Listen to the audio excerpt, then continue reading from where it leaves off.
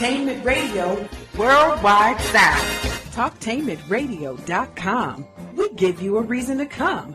The world's greatest radio. We give you a reason to stay. Radio, the way it should be heard. You got the power.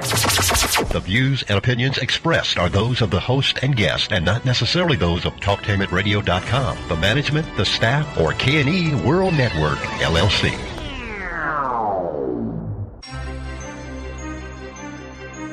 This is The Compensatory Concept with Mr. Neely Fuller, heard exclusively on TalkTainmentRadio.com, the world's greatest radio. Radio, the way it should be heard. And now, Mr. Neely Fuller. If you do not understand white supremacy, which is racism, what it is and how it works, everything else that you understand will only confuse you. Only confuse you. Only confuse you. TalkTainmentRadio.com, the world's greatest radio. You're in touch with the compensatory concept. And I'm Mr. Bobby, and this is radio the way it should be heard. We have Mr. Neely Fuller, who is on the line. And Dr. Fuller, good morning, and how are you this morning? I'm still learning. You are still learning. Very, very good.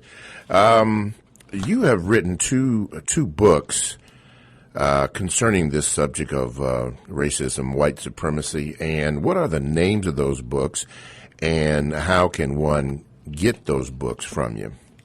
The name of the book, I like to think of the two books as actually one book because one is just an extension of the other.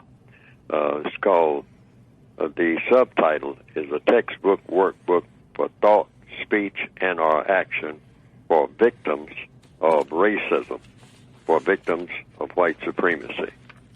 And they can be gotten by going to producejustice.com. Now, I'd like to say this to the audience, that the book is directed to individual persons who perceive themselves as victims of white supremacy, sometimes called racism. I say that they're both the same. And so it's just addressed to the victims about what victims should do on a day-to-day basis and how to say things and not say things in all of the areas of activity: economics, education, entertainment, labor, law, politics, religion, sex, and war. And of course, in addressing it to the individual person, the individual victim, the book is written in such a way that you can pick and choose what you think the individual victim, the individual person, thinks would apply to him or her as an individual person, not just to the people in general. That would have an effect indirectly, but direct effect is supposed to be a problem solver for the individual person. So sometimes people get that mixed up, that it's very doctrinaire. It's not doctrinaire, it's just a bunch of suggestions. And so it's a smorgasbord, or a buffet, you might say, that a person who's having a problem is just sort of a guide of how to go about solving the individual's problems in order to solve the overall problem, which is racism, and presumably to replace that problem with a system of justice. Okay, so we can get that at, what is it, Produce Justice? Producejustice.com. Okay. That would be the procedure. Just go to producejustice.com, and a method for ordering the book will come up on your screen. Yes, sir. Okay, 1-877-932-9766 is the number that you can call. Mr. Fuller, do you have any things that you would like to open up our today's discussion with? Well, I'd just like to make a summation of the recent events according to what I call codification, which means to capsulize everything that's going on recently in regards to the Michael Brown case in Ferguson, Missouri, and what to say about it, or what to think about it, and ultimately what to do about it, which everything is about doing and saying. That's why the title of the book, the subtitle of the book, is Thought, Speech, and Action. So you think about things that constitute a problem, then you speak about it like we're doing now, and then you say, well, what do we do? And there's a cliche saying going around now saying going from a moment to a movement. Okay, well, when you're in motion, which is what a movement is, what are you actually doing? So you start with a question, because all problems presumably start with a question. Question being, what is the problem? And then the next question, obviously, what to do about it. So an ultimate summation question and answer to the Michael Brown case, in my opinion, first of all, the question is, why is he dead? I mean, that's the ultimate question. He's dead. Why is he dead? So then the race issue immediately comes up.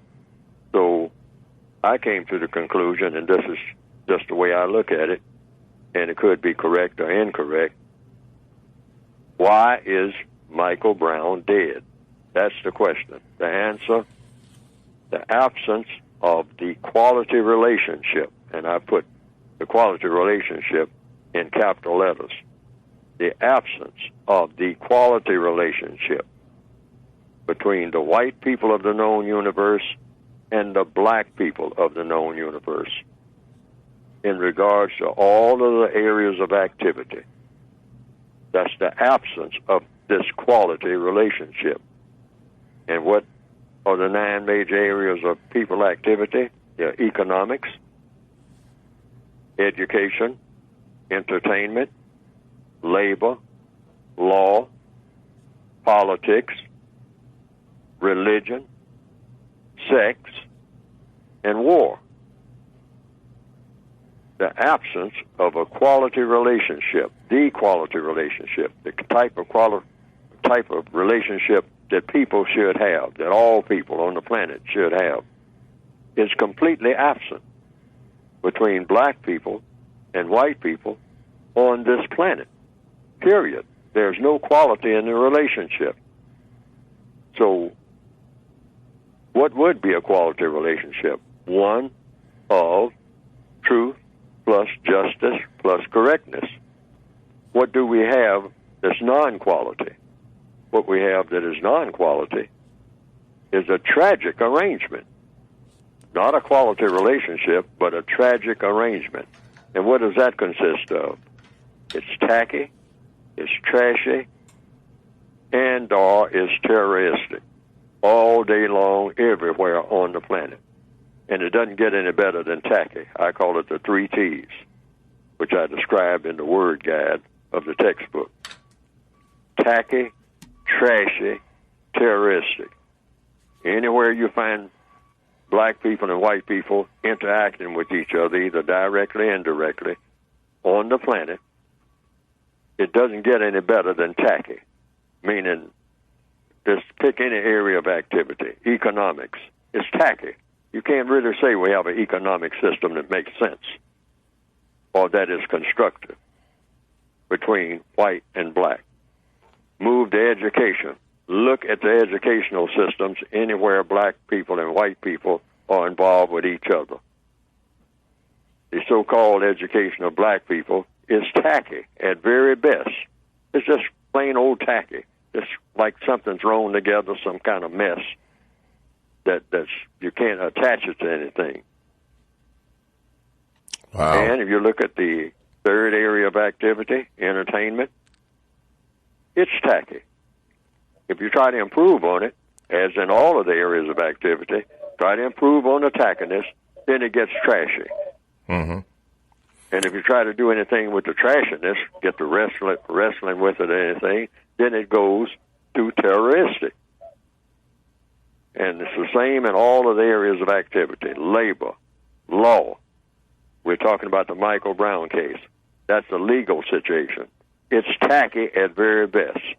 The way the investigation is going and all like that, and all of the back and forth and the rebuttals and the questions that are being raised. Tacky, tacky, tacky, tacky, tacky.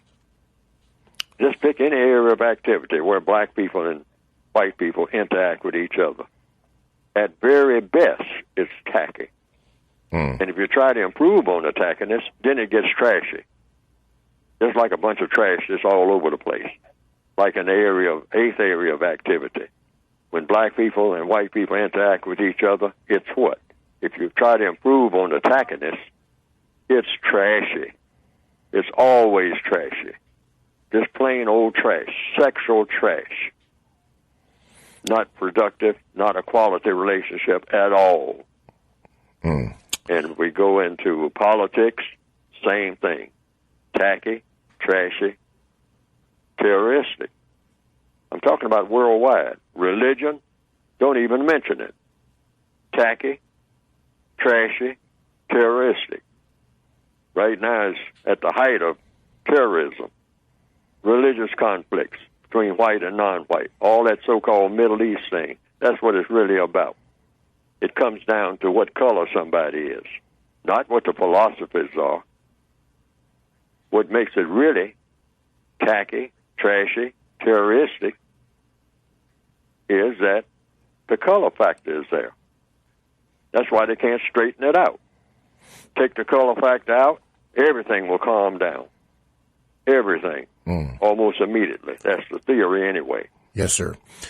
We have a caller, Mr. Fuller, on line 1. Go ahead, caller. Yes, can I be heard? There's a little background in there. Wait a minute. We'll work that out. Okay. We're having a little problem, but go ahead with your question, caller. As much as you can. Okay, I sent a message to the show, and I wanted to know about the maximum racist aggression when a non-white and a white is engaged in sexual intercourse, and if that applies even if they are married. Okay. Did you hear that, Mr. Fuller? Yes, I think I get the core of the question. Okay. In my book, Textbook for Victims of White Supremacy, I say that sexual intercourse, of course, is not likely to happen, but I'm talking about trying to be logical, follow the logic. We have a race problem worldwide.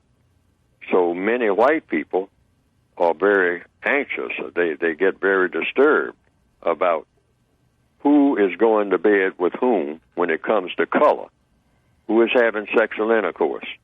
So I say, in order to get clarity and focus and then proceed in the best possible manner, just black people, non-white people rather, broadly, black, brown, red, yellow, just don't have sexual intercourse with white people, period, even though many people are in that relationship. The judgment, the evaluation still should stand. Stop it. If you're doing it, stop it. I mean, even if you're so-called married, stop the sexual intercourse so that the concentration will be on let's wrap up this racial thing first. You're putting the cart before the horse. That's the theory. I mean, everybody wants to get in bed and have a happy old time without straightening out the bed, without straightening out the room that the bed is in, without straightening out the world that the room is in, that the bed is in. Straighten out, get the basic work done first, the economics, the education. Get all of this messy entertainment straightened out that's based on racial things, directly, indirectly. Get the labor situation straightened out. Get the politics straightened out.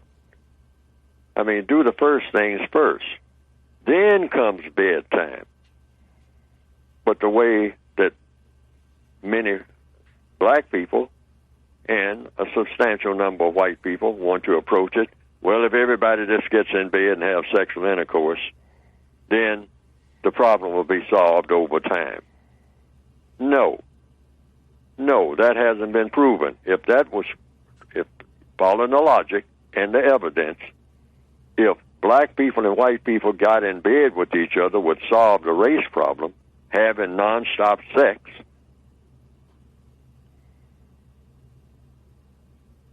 Mm-hmm. Whoa. Wow. We seem to have lost Mr. Fuller here. Wait a minute. We see if we can get him right back.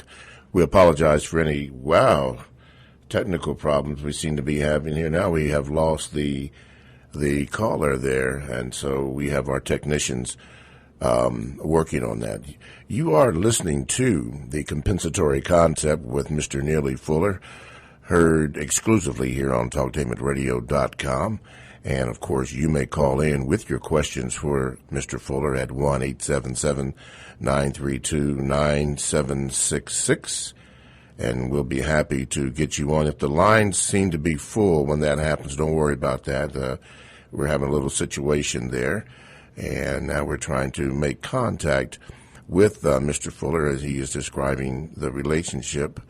The caller was speaking about white and black marriage, and if they are married, what do you do? Are you back, Mr. Fuller? I'm back here. Okay. You want to continue with that? Yes, I don't know where at what point. Well, you were at the point where you said even if they are married in that situation, that they should stop what they're doing and go and fix the problems according to the code, entertainment, economics, education, labor law, sex, politics, and war. And you were mentioning that those problems need to be solved before they even, got together in a sexual manner. Just like a male and a female anywhere. Take care of business first. Then playtime comes later. Because sex mostly is people engage in sex not just to have offspring. They engage in sex because they enjoy it. So enjoyment time should come after the business is taken care of. And then after that, even the sex will be better when you have correct surroundings. That's true of any people. I mean, the sexual situation is always improved if you have the surroundings, the decor, you might say, the economic situation, the education situation, the labor situation, the politics. All of this is taken care of, the religious disputes and whatnot. All of this is ironed out before sex time, not let's all jump in bed and then try to sort it out later on after we come out of the bed. You're going to come out of the bed with a very, very, very ragged situation and a whole bunch of latent hostility that's still going to be there. Yes, sir. 1-877-932-9766 is the number that you can call to get in contact with Mr. Fuller with your questions. Speaking about questions, I have one email. Says, my question today is regarding the number of black American males joining the likes of Al-Qaeda and ISIS. What's Mr. Fuller's take on that, considering our plight around the world and in this country in particular? Well, the question is raised, how much does the racial factor play into it? And the racial factor plays into everything about what color somebody is. You can't straighten out that Middle East situation. I've said this repeatedly on this particular show.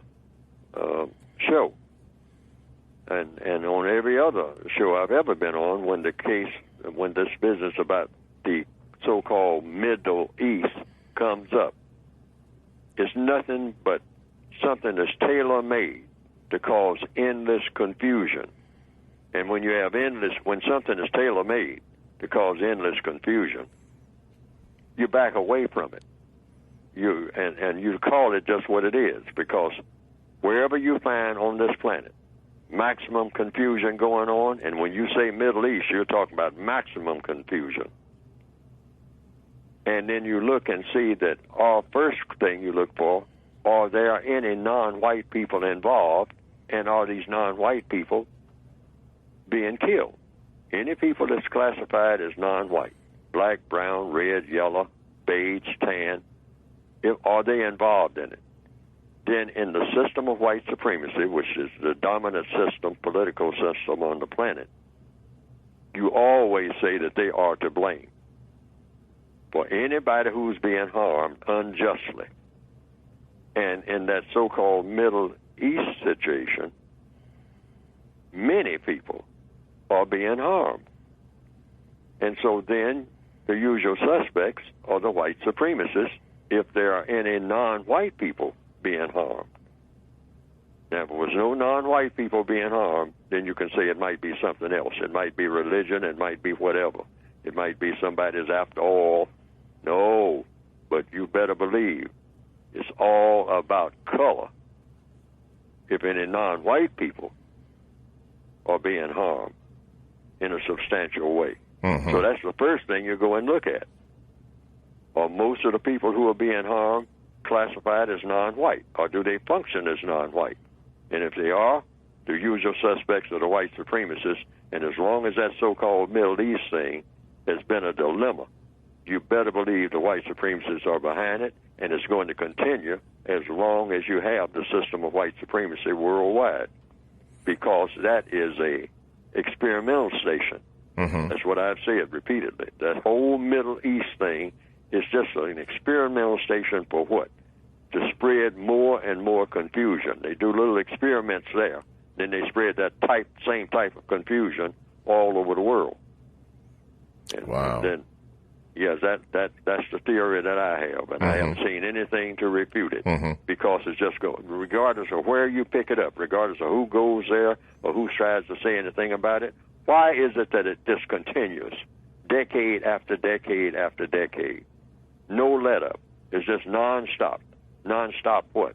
Confusion, death, destruction. And wherever you find that, and it involves non-white people, that's a white supremacist experiment, just like a Tuskegee experiment. That's what it is. Yes, sir. In making death and confusion. Mm-hmm. Mm-hmm. And so you back away from it, because you can't straighten it out as long as you have the system of white supremacy. You have to get rid of the system of white supremacy, and or the white supremacists decide on their own, well, we're not going to use the so-called Middle East as an experimental station for misusing non-white people. We're going to find another location for it, a central location, and then study what goes on, cause and effect, on a day-to-day basis of how you can just keep confusion going endlessly, because that's right now, that's what it's set up to do. Mm-hmm. Mm-hmm. 1-877-932-9766. Earlier this week, I was reviewing some tapes by the late Malcolm X, and one of the tapes that I reviewed was on police brutality. And Mr. Fuller, I thought that what I heard Malcolm discuss was just like it happened yesterday, even in the Michael Brown situation.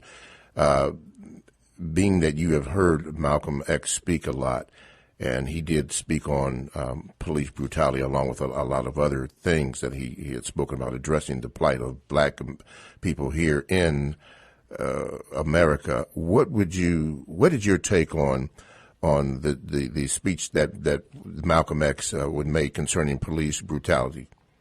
I really don't remember that speech. Okay. So I can't address it directly. Okay, well, indirectly then. I can address it indirectly. Okay.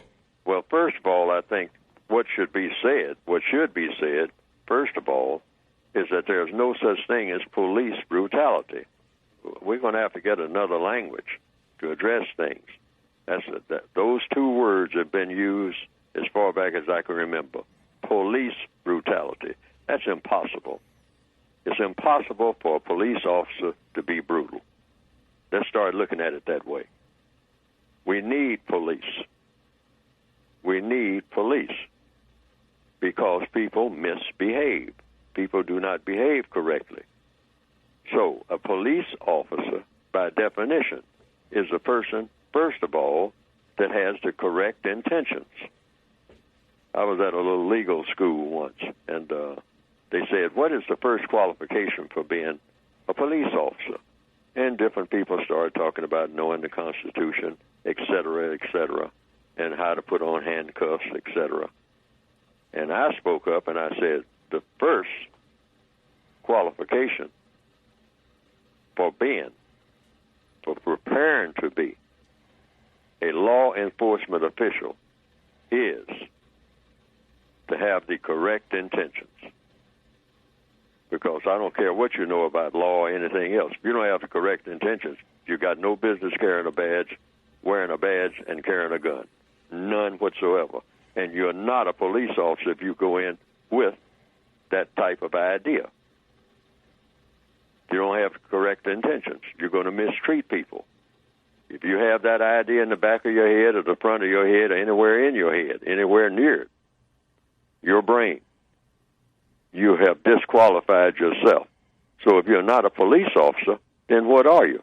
Well, if you're doing what you're doing on the basis of mistreating people based on color, you are a race soldier. That's a word that I made up, a term that I made up. 2 words, race soldier, in the form of a white supremacist. Basically, that's what he is. A white supremacist is a white supremacist. They're not a member of anything, not even a member of a nation, because they are a nation. Any white person that believes in white supremacy, which means mistreating people based on color, is nothing else other than that. He or she is not a police officer. That's impossible. They are pretending to be that. So how do you address them? You can't call them, without who's going to back you up. You can't call them racist. You can't call them white supremacists. You can't call them race soldiers. But you can say suspected race soldier. Now, many people who say that Mr. Wilson, in this Ferguson, Missouri case, the Michael Brown case, is a racist, I'm saying you should not say that. First of all, you don't have all the facts in and all like that. But if it turns out that what happened was on the basis of color, that color was a factor on the part of Mr. Wilson in killing Mr. Brown, then he is a suspected race soldier. And that's exactly the way you would say it in order to be correct at all times. Suspected race soldier. Suspected by whom? By the person who is doing the suspicion. The person who is doing the suspecting. And so that's the way that should work out. Stop using the term police brutality. There are a lot of people who have the correct intentions, who are wearing a badge and carrying a gun, and who are considered to be law enforcement officers or police officers. And they are not brutal. It's not police brutality. Stop calling it police brutality, because that's too broad. That's too broad. That's too broad. That's much too broad. I will call the police. If you call the police, why would you call the police if the police are brutal? And you should never call a police officer for anything. I mean, to check on your stolen car. If police are brutal, why call them?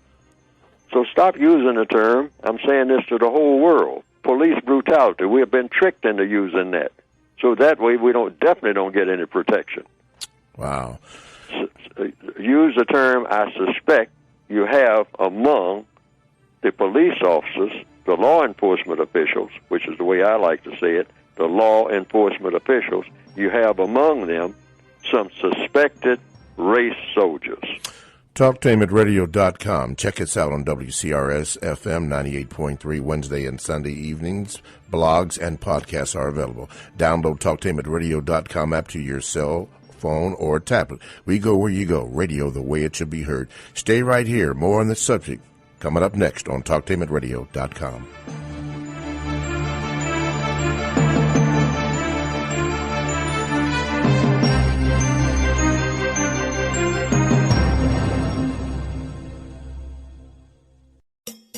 TalkTainmentRadio.com is the premier internet radio platform offering 40-plus talk radio-style programs professionally produced, optimized for online distribution, featuring Columbus, Ohio on-air personalities. TalkTainmentRadio.com offers listeners diverse programming options covering topics such as arts and culture, love, life and relationships, technology, religion, paranormal activities, local and national politics, women's issues, alongside health and wellness. Listeners can access their favorite TalkTainmentRadio.com programs free of cost through the website. Download the TTR app to your cell phone and you can take us wherever you go.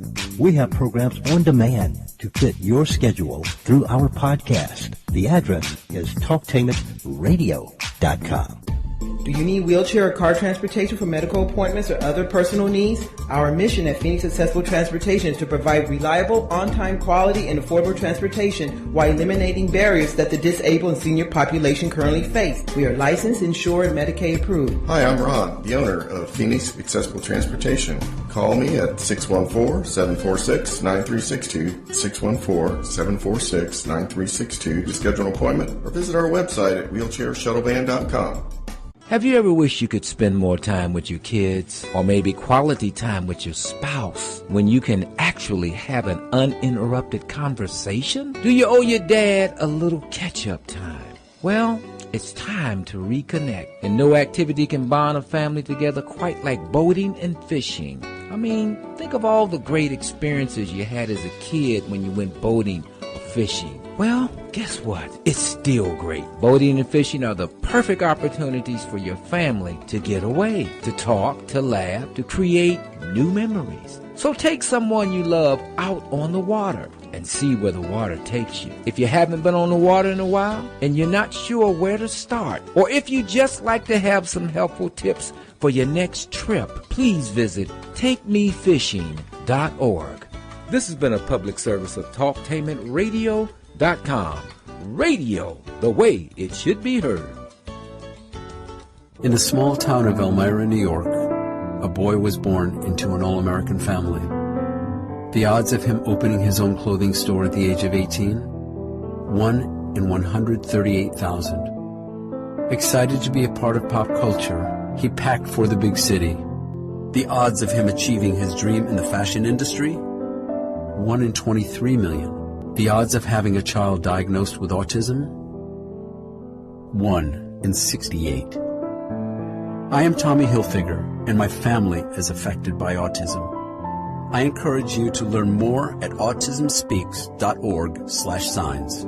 Early diagnosis can make a lifetime of difference. Brought to you by Autism Speaks, the Ad Council, and TalkTainmentRadio.com, the world's greatest radio. Supporting minority education. I'm Sean Booker, dammit, from The Melting Pot. I'm here to tell you that as the mother of a high school senior, I know due to financial circumstances, many of America's deserving minority students do not have access to a college education. Since 1944, the United Negro College Fund has sought to provide one. Since 1972, the beginning of this campaign, UNCF has helped more than 300,000 talented students earn a college degree. I'm Sean Booker, dammit. Give a helping hand.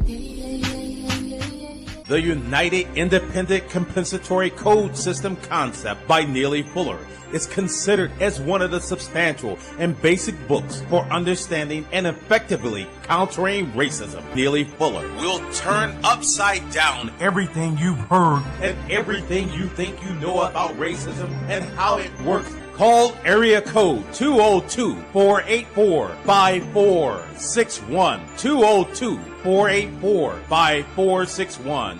Hi, this is Bobby West, the new host of the Compensatory Concept with Mr. Neely Fuller, every Wednesday at 10 a.m. Eastern Standard Time here on TalkTainmentRadio.com. And yes, I am back. So tune in every Wednesday for the Compensatory Concept with Mr. Neely Fuller with your new co-host, Bobby West, right here on TalkTainmentRadio.com. Radio, the way it should be heard. I think I'm entitled. You want answers. I want the truth. You can't handle the truth. You got the power. Alrighty, welcome back to TalkTainmentRadio.com, the world's greatest radio. That's radio, the way it should be heard. This is Mr. Bobby, and the show is The Compensatory Concept with Mr. Neely Fuller, and we're discussing racism and white supremacy. Mr. Fuller, I want you to go back to, we were talking about race soldiers. Malcolm X addressed it as police brutality, and you had mentioned before we went on break that there's no such thing as police brutality. And then you mentioned about stepping back. The question is when we see somebody getting beat by the cops, whether it's by you're standing there in person or it's being YouTubed or shot by a cell phone or cameras, and we are to step back and do what? Do nothing? No, you try to find out the truth about it, and then you go through the process, what you're allowed to have, to go ahead and do the thing that should be done when someone is being mistreated. Because that's all we're talking about here is mistreatment.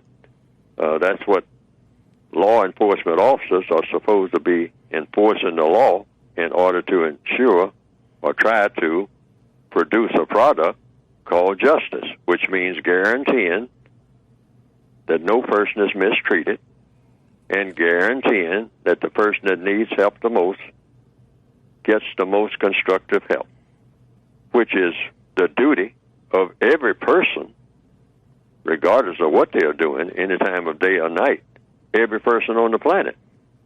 That's what we're here for, to solve problems. And the biggest problem is mostly among people in the form of something called racism, according to my opinion and according to the evidence and according to the logic that goes with that evidence. So someone killing someone, first thing you want to know is who killed whom and for what. And if it turns out that the killing was non-justified, then, of course, this is strictly my opinion, the person who did the killing, if it's done willfully, deliberately, and unjustly, should be put into greater confinement. That's what I call it, or confinement, people might say, and kept there until he or she does the same thing to him or herself that he or she did to the other person, and that is rendered the other person dead. Wow. People who like killing should kill themselves. Lots of people enjoy killing. Lots of people, carrying guns right now. I mean, they're looking for somebody to kill, including all the gangbangers and whatnot. Okay, you like death so well, you need to be put somewhere where you experience your own death. You want somebody else to experience death. See how it is yourself, and see how it is as early as possible. That's everybody on the planet who thinks like that. I'm talking about even without doing it. They're just thinking that somebody else ought to be dead so that they can enjoy watching them die. Wow. Like that old song. I think it's what they call a cowboy song. I shot a man in Reno just to watch him die. Okay. All well and good. So that's the way you think? So make that person that you want to watch die yourself. How about that? Try that on for size. And you'll get the full experience and the full glory of death-making. And that should apply to everybody on the planet. Wow. Wow.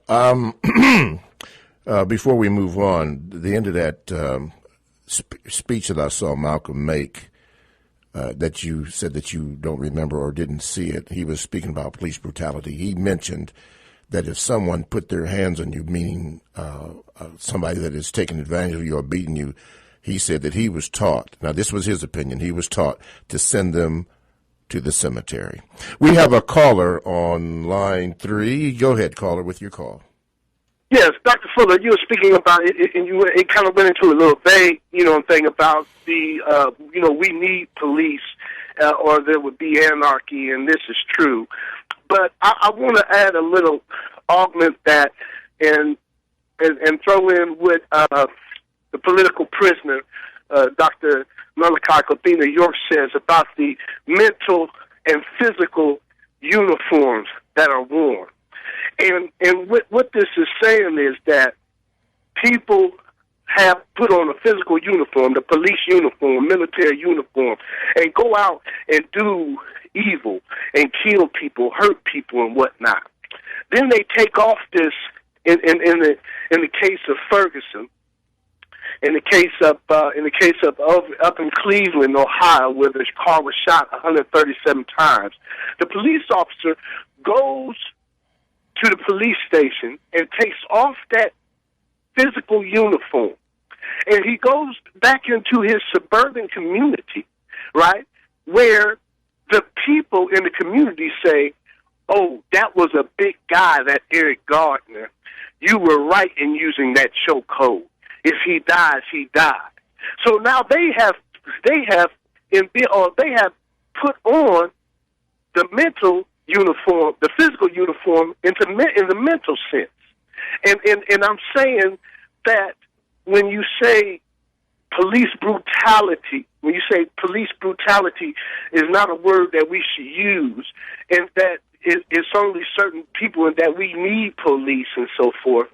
What about this mentality that is transferred over from the physical uniform into the mental of white supremacists? And I guess I'm also saying, sir, that white people, for the majority part, right, are in support of Officer Darren Wilson, of the other officer that killed Eric Gardner.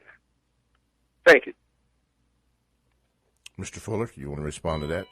Well, yes, I did. I don't know whether or not he was asking a question or making a statement. He made a number of statements, but I still say that the word should be straight, and also the definition of what constitutes a police officer. I still say that we need someone to help solve the problem of people who have conflicts with each other. Somebody's got to solve that problem. You have got to have some type of, you can say it, a mediator. They can change the name from police to mediator. Call the mediators. That might be a better term. We might can go through a whole new terminology to try to figure out, because that word police now, it has a connotation that nobody agrees. I mean, people use the word call the police, and then somebody else says, no, don't call the police, because police are brutal. Police brutality. That's why we get the term over a period of time. Because, and then the uniform, he mentioned something about the uniform. Maybe law enforcement officers should have a different type of uniform. I mean, maybe they should be dressed like priests. I don't know. Maybe everything can be examined to do what? To make the result be what it ought to be. That's what we should be aiming for. And what is that result? That people are not mistreated. That's the whole purpose, whether you change the uniforms or change the names or change the neighborhoods where a law enforcement officer resides. The only thing that really counts is what is the result of what he or she does when he or she arrives on the scene, presumably to make things happen in the way that they should happen, because that is the duty, presumably, of a law enforcement officer, enforcing the law. Maybe even the term law enforcement should be changed and say law practitioner has now arrived on the scene. The law practitioners have arrived on the scene. You might, lots of things can be done just through language itself. The law practitioners are here. They have just arrived, 3 carloads of them. And they are here to see that the law is practiced the way it should be practiced, because the people here are misbehaving not in accordance with the law. So the words themselves, if they are messing people's minds up, certainly the term police brutality should not be a welcome term. It doesn't sound welcoming. It sounds like something that's, hey, anybody who is supposed to be a police officer is most likely poisonous, most likely a troublemaker, not a problem solver, but a problem maker. So maybe we can change the language along with the mentality, but I say the mentality definitely has to go with whatever language comes out of it. Mm-hmm. You're listening to The Compensatory Concept with Mr. Neely Fuller, heard exclusively on TalkTainmentRadio.com every Wednesday, live at 10 a.m. Eastern Time. And you can join us if you like or get in on the conversation by calling 1-877-932-9766. We have another caller. Go ahead, caller. Yes, I have a question about justice. I've heard you say that there's no official definition for justice, and I was just wondering your thoughts on, I feel like we don't have justice, but there's a lot of justification going on. And I just wanted to know your thoughts on the difference between justification of what's happening in the world and actual justice that needs to be being done. Well, I usually distinguish between the word justice and the word reason. In other words, people do things for reasons, and people have their own reasons. Everybody has their own reasons for whatever it is they do. Getting out of bed at 6 o'clock in the morning, whatever, they have their reasons for doing so. All right, so I use the word reason. Now, justice itself means, like I say in the book, balance between people, and like I say in the word guide, which is in addition to the basic book, I had to make up a word, a definition for the word justice, because I found out in 1994, I think it was, that there is no legal definition for the word justice. Everybody talks about, I'd like to have justice, I'd like to get justice, I want justice for Trayvon Martin, et cetera, et cetera, et cetera. But I'm saying, what is this thing called justice? How do you know it when you got it? So I said, hey.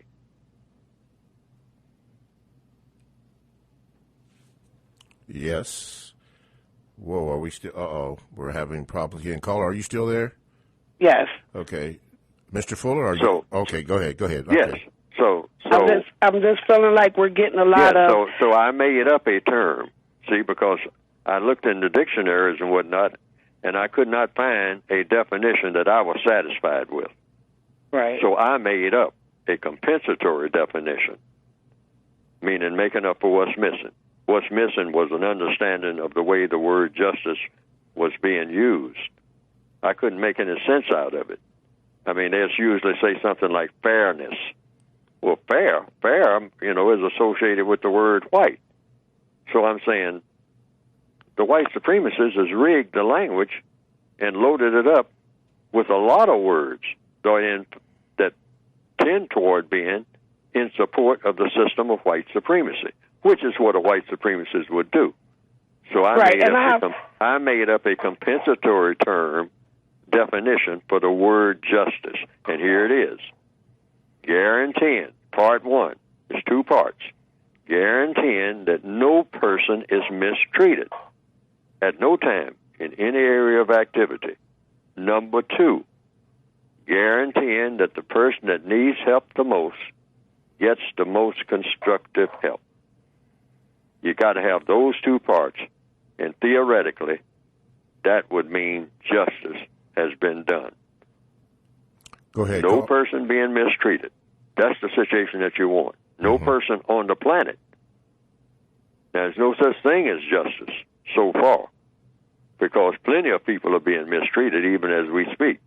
And in the other part, the person who needs help the most gets that help, regardless of what kind of help it is, as long as it's constructive. Is that happening anywhere on the planet? Absolutely not. That's why it has to be produced.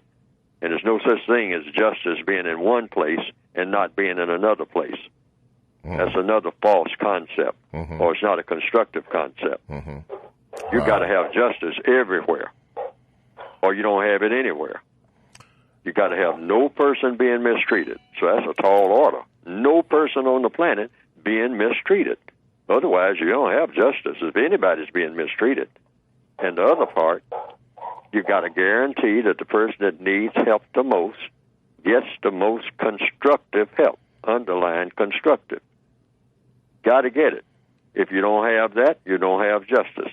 So justice does not exist anywhere on the planet. That's why we're supposed to be trying to produce it. But you can't produce it in a system of white supremacy, which is the biggest and most powerful form of government that the world has ever seen, and that's what governs the world right now. Yes, a sir. system of non-justice is what governs the world right now. You don't have justice anywhere. Yes, no sir. place on this planet. Go ahead, caller. You were getting ready to ask him another question.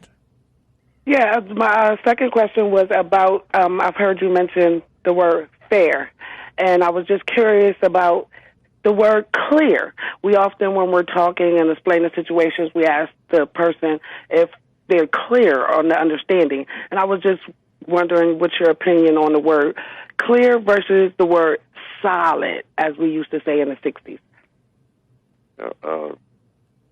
The difference between the word clear and the word what now? Solid. Like, because I heard you before say that fair is associated with light skin, white skin. And I'm just curious of your opinion on the difference between the word clear and solid. Silence? Solid. Oh, I'm still not getting that word you just mentioned just now. What is that she word? mentioned the Spell word it out, clear not... and then solid, S-O-L. Oh, solid, yes, sir. S-O-L-I-D. Yes, sir. Oh, clear just means like looking through a window. You can see if the window is really clean, really clear, it's like it's not there. So you actually don't get a distortion. That's what they sometimes called it. In other words, just a way of getting at the truth. That's the way I look at the word clear when I talk about trying to find out something. You're trying to reveal something. Something is hidden that shouldn't be hidden, so that you have a clear understanding. Sometimes you don't even need the word clear. You can just use the word understanding. Mm-hmm. Some people say overstanding. Well, that's just a play on words, you might say. That's effective enough. But just having an understanding, meaning you know what is really going on and you know what to do about it, that's clarity. Okay, clarity. Okay. All right. Okay, my last comment, I just want to make real quick. My last comment is, do you feel like instead of producing justice as we should be, are we producing a lot of justification for what the white supremacists do? And I would like to thank you for your time and opportunity to speak to you, Neely Fuller. It's been an honor. Now, do I think that there's well, depending on which context you want to use the term. See, words are nothing but tools to get an understanding of whatever it is you're trying to get people to understand. Every word is nothing but a tool, just like having a tool chest. You want to cut down a tree, well, you pick a word, and or you pick a tool. And so you would go into the toolbox and you look at the tree and you say, well, I can use a hammer or I can use a saw. So you look at the saw, you look at the hammer, say, well, which tool is best?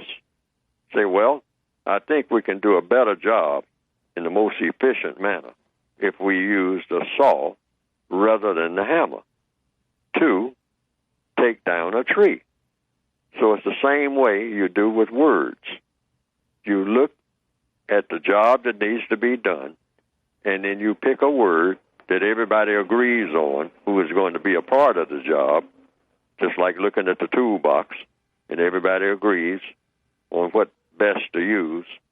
Or if nobody agrees what's best to use, and you go ahead and use it anyway, and it works, then that's the tool to use. Because words, regardless of what they sound like, are nothing but tools. Just a tool to do the job that needs doing. And we need to rearrange and or abolish some words. We need definitions for some words that are not, quote, unquote, clear. Mm-hmm. You don't have clarity or focus. It causes more confusion when you use the word than it gets rid of confusion. And when you use language, that's one thing you definitely want to do, is not add to the confusion that's already here. So you should choose your tools carefully so that you don't add to the confusion. I have to constantly work on that myself. And even when I come up with definitions for old words, I try to make clear to the person what the word means and what it doesn't mean, and hope that the person will understand. Otherwise, that calls for more explanation. Yes, sir. Which all words do call for explanations. That's why they have dictionaries. Thank you very much, caller, for calling Thank in. you. You're welcome. 1-877-932-9766 is the number that you can call to get in contact with Mr. Fuller. In our remaining moments, I have a question here, Mr. Fuller. It says, in light of the last lady's question concerning justice, when we were taught the Pledge of Allegiance of the United States, the last line said, with liberty and justice for all. But in this country, it appears that that's not true. Can you address that? Well, I just said it a few minutes ago. I said justice doesn't exist by the definition that I gave it, a compensatory definition. Why did I call it a compensatory definition? The word compensation means you're making up for what's missing. Yes, sir. And what's missing is a clear definition of the word justice. So I gave it one that I think that I intend to use myself and use it all the time myself until someone comes up with a better definition. And that's guaranteeing that no person is mistreated and guaranteeing that the person who needs help, the most help, gets the most constructive help. Just like a person who is lying in the street, shot, and other people are walking around, you reasonably healthy, who are not shot and not lying in the street, then it's logical that you would do what? In order to help produce justice, balance between people. Yes, sir. Go to the person that needs help the most. And that would be the person lying shot in the street. Now, we understand that when it comes to getting shot, but we seem to tune it out when it comes to just what we do every day. How to talk to people. How to talk to people. How not to talk to people. Let me squeeze this last call in. Go ahead, caller. Hello? Yes, go ahead, caller. Last call, Yes. Go ahead. I got a concern about the Michael Brown case, the shooting. To me, it's being patterned behind the Trayvon Martin case. Just like George Zimmerman was saying, he was the one doing all the yelling, but yet when he shot Trayvon Martin, the yelling ceased. And now they got this tape of the shooting. This guy talking to somebody on a video chat, but yet he don't say nothing about the shooting. It sounds like a setup. All these black people are talking from Michael, and the people are building up a defense for the police officer. Nobody from that side is talking. Can you address that, Mr. Fuller, before we have to go? Well, no, that probably called for a long conversation on that, and I didn't quite get the gist of what our question was. Okay. Caller, we're getting ready to run out of time. If you can address this question next week, because we are definitely up against the wall, Mr. Fuller will be glad to address it because we are really running out of time. But I do thank you for calling, and we'll try to get him to address that question for next week. Okay, caller, please? Thank you so much. Bye-bye. Okay. And thank you. In closing our program, could you just give your book and how one can get that before we have to leave? ProduceJustice.com. That's ProduceJustice.com.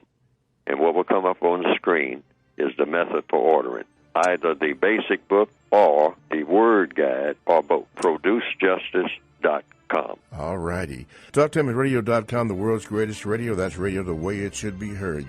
You've been listening to The Compensatory Concept with Mr. Neely Fuller. So tune in next week for more of The Compensatory Concept with Mr. Neely Fuller, heard live on TalkTimeRadio.com every Wednesday at 10 a.m. Eastern Time. TalkTimeRadio.com, the world's greatest radio, and radio the way it should be heard.